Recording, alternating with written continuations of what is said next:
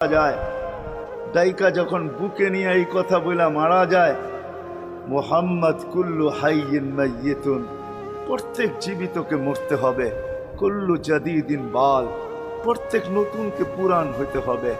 বিদায় বেটা আমি চললাম বইলা জ্বরের ভিতরে জানটা যখন দিয়া দিছেন, হায় হায় আমার মনে হয় আল্লাহ কি করে সইছেন জানি না, এই 6 বছরের ছেলে মার বুকের উপরে উঠা মনেই না কত চিৎকার দিছে।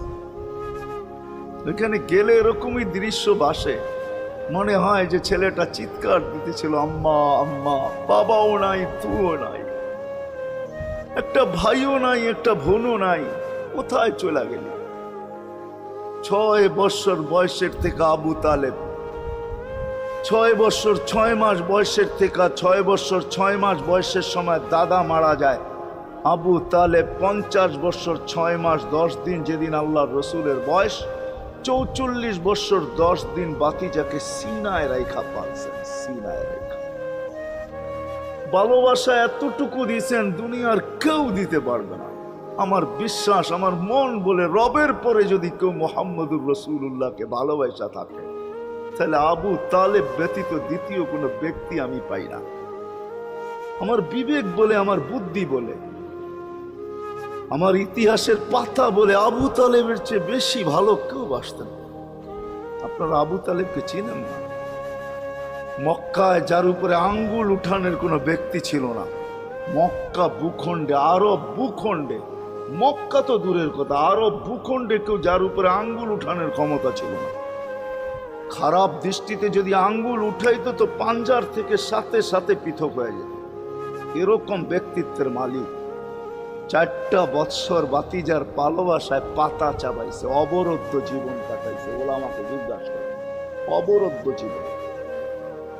আবু তালেবকে অবরুদ্ধ করবে মক্কায় কোনো ব্যক্তি? মক্কার মাটি এরকম সন্তান জন্ম দেয় না, প্রশ্নই উঠে না। ইতিহাস আমাকে বলে আবু তালেব 4 বৎসর পাতা চাবাইছে, অবরুদ্ধ জীবন কাটাইছেন। শুধু বাতিজার দিকে দেখা, যতদিন পর্যন্ত জীবিত ছিল ইতিহাস বলে মক্কার কাফেররা আল্লাহ রসুলকে শারীরিক কষ্ট দেওয়ার সাহস করেন না। সবাই যখন বিছনায় ছিলেন তখনও না, মৃত্যু শয্যায় যখন কাতরাইতে ছিল তখনও কেউ সাহস করে নাই।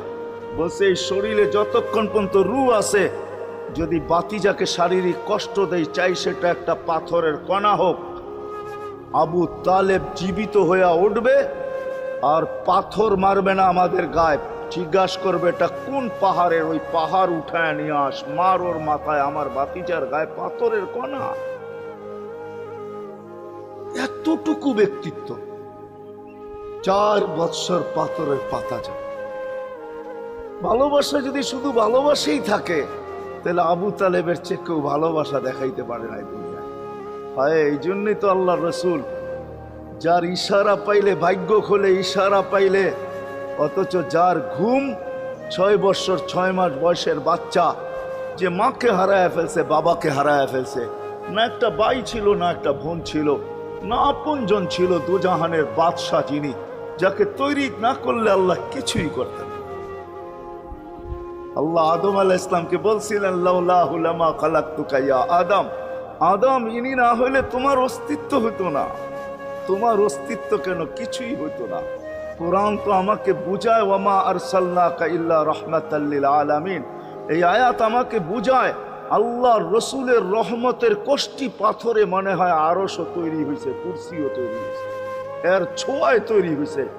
রসুলকে আল্লাহ রহমত বানাইছেন, এক কোষ্টি পাথর, এক পাথর, পরশ পাথর, যার ছোঁয়া দিছেন আর তৈরি হয়েছে, ছোঁয়া দিছেন আর তৈরি হয়েছে।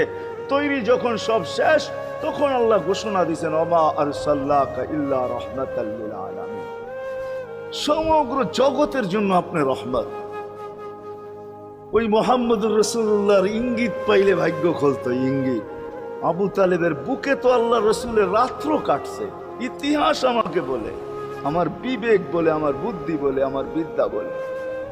আল্লাহ রসুল গুলশাবকে ইশারা করছেন, সে মরাটা জীবিত হইয়া চিৎকার দিতে দেরি করে না, লাব্বাইক ওয়া সাদাইক ইয়া যাইনা ওয়াফা ইয়াউমিল কিয়ামা। গুইসাব বলতেছিল দোজাহানের বাদশাহ ইশারা করতে দেরি, আমার ভাগ্য খুলতে দেরি হয় না, কিয়ামত পর্যন্তর জন্য আমার ভাগ্য খোলা গেছে। তা আল্লাহ রসুল বলছে এত সুন্দর আরবি বলিস, শিখলি তো শিখলি কোত্থেকে, তোকে কিছু আরো জিজ্ঞাসা করি, লিমান তাবুদ, এবাদত কার করিস? তো গুইসাব বলতেছে ফিসসামাই আরশুহু, এবাদত তো ওনার করি যার আকাশে আরশ, ওয়াফিল আরদি সুলতানুহু, জমিনে যার রাজত্ব, ওয়াফিল বাহরি সাবিলুহু, সমুদ্রের ভিতরে যার রাস্তা, ওয়াফিল জান্নাতি রহমাতুহু, জান্নাতের ভিতরে যার রহমত, ওয়াফিল নারি ইকাবুহু, জাহান্নামের ভিতরে যার শাস্তি। বলছে মান আনা, আমি কে? বল না। তো বলছে আনতা রাসূল রাব্বিল আলামিন, আপনি সমগ্র জগতের রবের রসুল, খাতামান নবিয়্যিন, আপনার পরে আর কোনো নবী আসবে না, আপনি নবুয়তের ঘরের তালা, এই ঘরে আর কেউ ঢুকবেও না, আর কেউ বাহিরও হবে না, আপনি সর্বশেষ নবী। মান আমানা বিকা ফাজ, যে আপনার গোলাম হবে, আপনার অনুগত্য হবে, শুধু ভালোবাসবে না, আপনার অনুগত্য হবে, তার কপাল আমার মতো খোলা যাবে। ওমান কাযিবা খাবা ওয়া খাসির, যার ইঙ্গিত পাইলে ভাগ্য খোলে। হায় হায়, যার শরীরে টাচ লাগলে ভাগ্য খোলে। আল্লাহ রসুল জুমার নামাজ পড়াইতেন খেজুর গাছের উপরে পিঠ লাগায়া। ওই সময় মেম্বর ছিল না, কে জানি কোত্থেকে মেম্বরের প্রযুক্তি শিখা আসছে। আইসা বলছে ইয়া রাসূলুল্লাহ, মেম্বর বানায়া দেই। আর কতদিন দাঁড়ায় দাঁড়ায় খুতবা দিবেন? মেম্বরে উঠবেন, বসবেন, খুতবা দিবেন। তো মেম্বর যখন বানায়া দিছে, আল্লাহ রসুলেরও পছন্দ হয়েছে, দাঁড়ায় দাঁড়ায় আর কতদিন খুতবা দিব? মেম্বরে পা রাখতে দেরি, শুকনা খেজুর গাছ বাচ্চার মতো কাঁদতে দেরি করে নাই। আল্লাহু আকবার। শুধু কাঁদে নাই, সে তো বলতেও ছিল মনে হয় আমার কাছে যে শুধু কানের কাঁদে নাই, বিলাপ করতেছিল সে, কোত্থেকে এই ব্যক্তি আসলো, সে কোত্থেকেই মেম্বরের প্রযুক্তি পাইল, আর মেম্বরই বা কোত্থেকে বানাইলো, আমাকে বঞ্চিত করলো তো করলো কেন? আল্লাহ